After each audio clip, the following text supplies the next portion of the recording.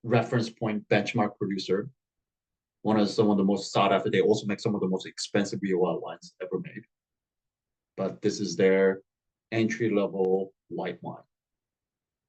How much do you think this would be? 27, 32, 24, 27, 27.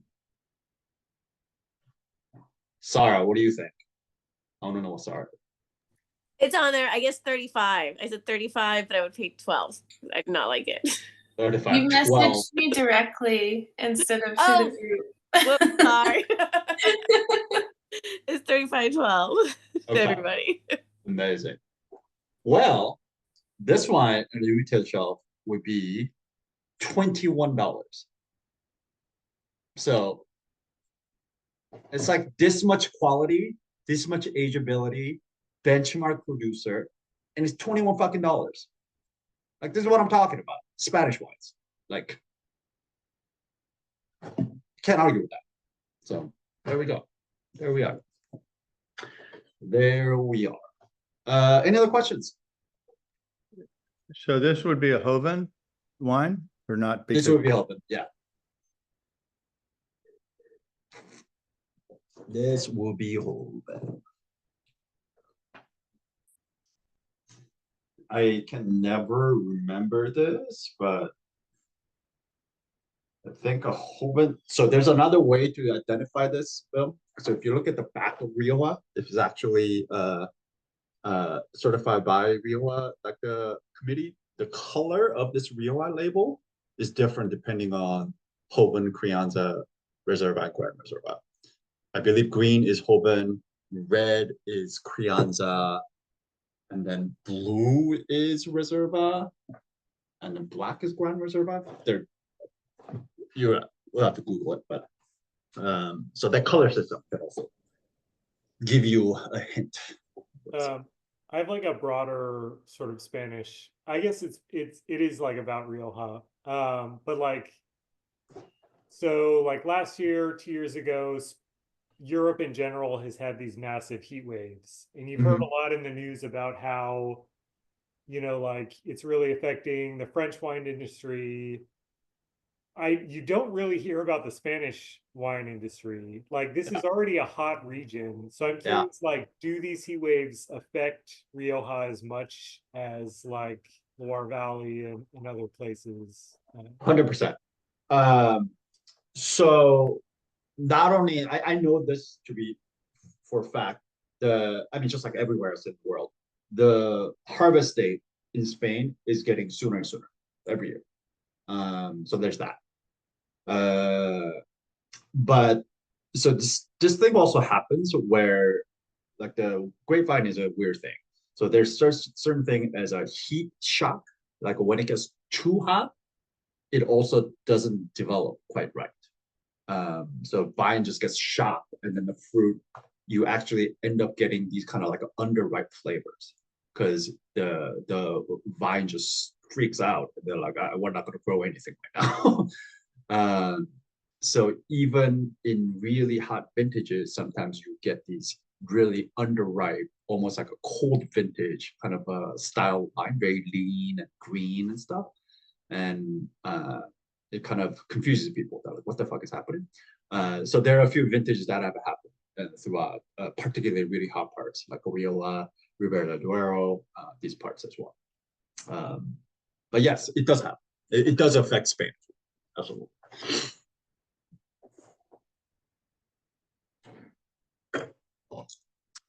Any other questions?